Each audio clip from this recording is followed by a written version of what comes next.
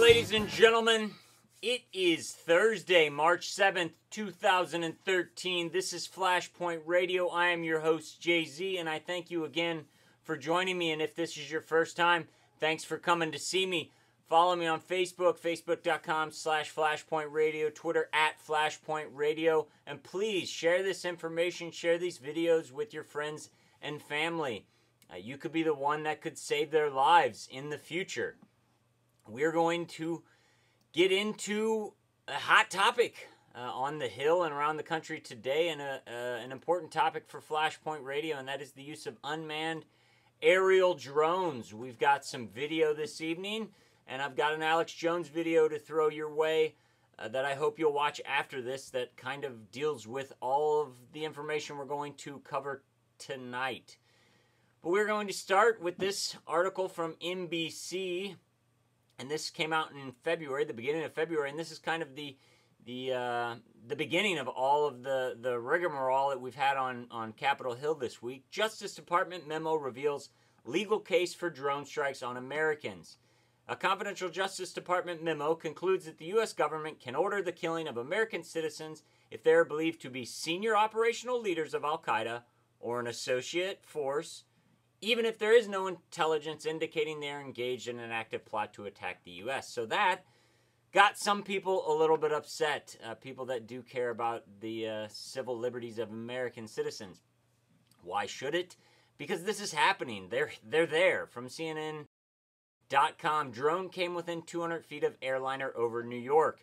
But Forbes.com wants to be the detractor, and they want to be the spokesperson for the New World Order. Predator drones over Brooklyn, not so fast. They make the case that it was a simple radio-controlled airplane flying at 1,500 feet. They claim that that's possible for radio-controlled toys. I'm not so sure. But Brooklyn, keep your eyes to the sky. So what that led to was a letter. Senator Rand Paul contacted the Attorney General's office and asked for clarification, and they sent a letter earlier this week. And it kind of ignited a firestorm between Republicans, Democrats, everyone on Capitol Hill. Senator Pat Leahy had Eric Holder in front of him yesterday, and this is what he had to say. In your letter to Senator Paul sent earlier this week, you left open the possibility of using lethal force against American citizens in extraordinary circumstances on U.S. soil. You mentioned 9/11, Pearl Harbor. Of course, Pearl Harbor and 9/11. Pearl Harbor, which there was advanced knowledge of the attack hours and possibly a day before that we could have warned people, but they didn't. And 9/11, which you know my stance on 9/11. Let's continue. Can you agree there's no scenario would be appropriate to use an armed drone on U.S. soil to strike an American citizen? Well, what I said in the letter was that the government has no intention to carry out any drone strikes in the United States. It's hard for me to imagine a situation in which that would occur. We have within the United States the ability to use our law enforcement capacity. And as I laid out It's hard for him to imagine, but nonetheless, he gave the true answer, which is law enforcement. Yeah, remember we covered the $500 million in leftover technology our Department of Defense has given to law enforcement agencies in 2011 alone. Yeah, let's move right along. And this is Senator Rand Paul. He felt that he wanted to filibuster. He felt that his questions weren't being answered, so he went on a 12-hour rant. And for a portion, this is what the people in the New York area got to hear. This is a coordinated monthly test of the broadcast stations of your area. Equipment that can quickly warn you during emergencies is being tested.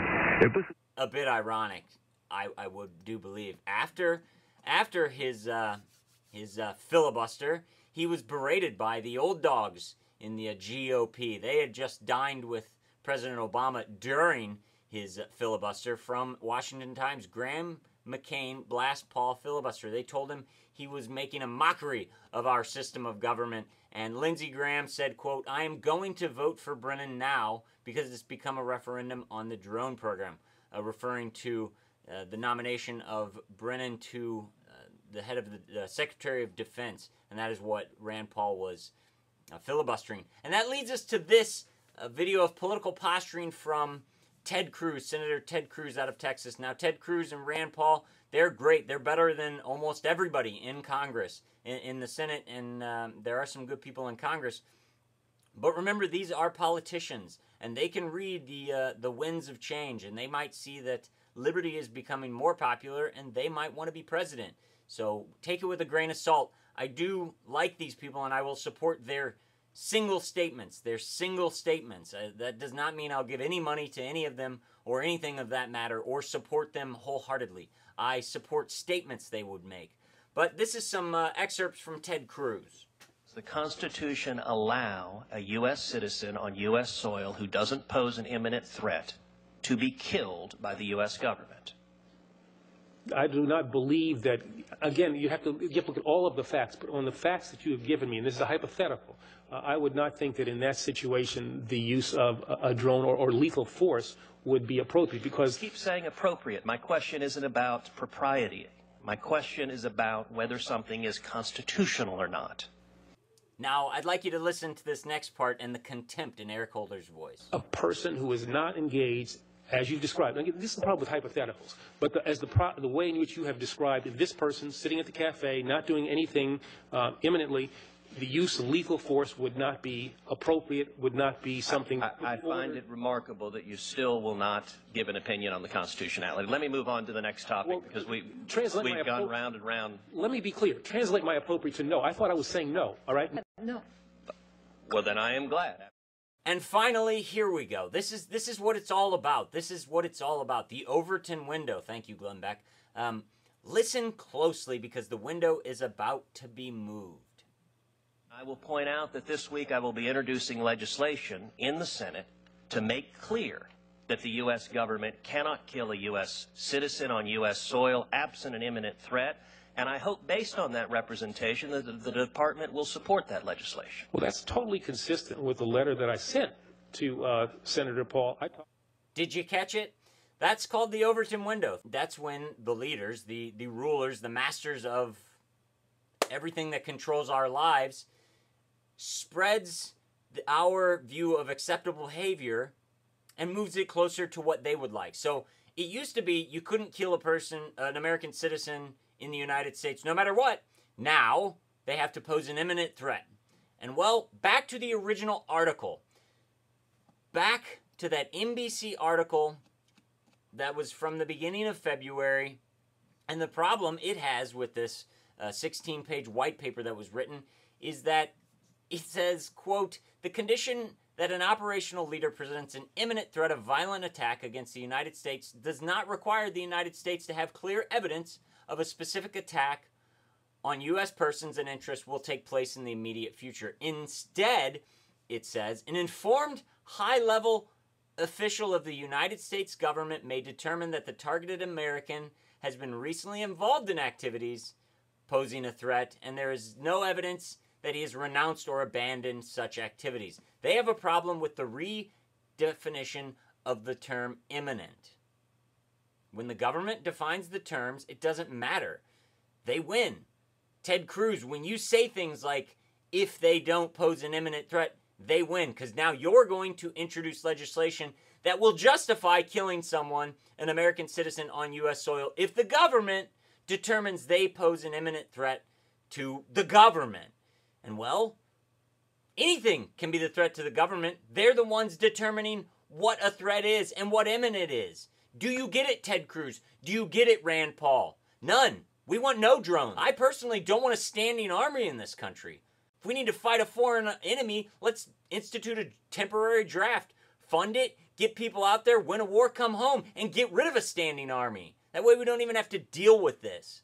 But it doesn't matter because our federal government has trickled down all of its evil, dirty money and all of its evil, dirty technology to all of the municipal law enforcement agencies across this country. Choose a side.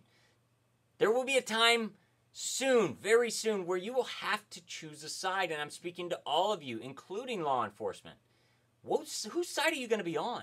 Freedom, liberty, history, gods? The American citizens? Or the people that work for Wall Street? The people that have done nothing but steal our rights continuously for the last 100 years? Wake up, America. You can make a difference. You just have to start spreading the news. And watching this program is just a start. So please spread this to your friends. Inform them that our government thinks it can kill American citizens on U.S. soil with drones. Possibly. If it's appropriate. If a scenario is found where that's okay. This is dangerous, people. We're living in very dangerous times. So stay safe. Look to God for your support. And come back and see me next time. Jay-Z signing off for Flashpoint Radio saying God bless and keep your eyes to the sky. Searching for the latest thing I break in this routine. I'm talking some new kicks. And I almost forgot. If you'd like to see what it will look like when our United States government decides to kill an American citizen with a drone strike, watch The Bourne Legacy. It's a really good movie, and if you'd like to see the Alex Jones review of that movie, he did a great job breaking down how it's a blueprint and an admission of the globalist plan and plot against us. Click on the link below. It's at the bottom of all the other links from all the other articles and videos we've covered in today's episode.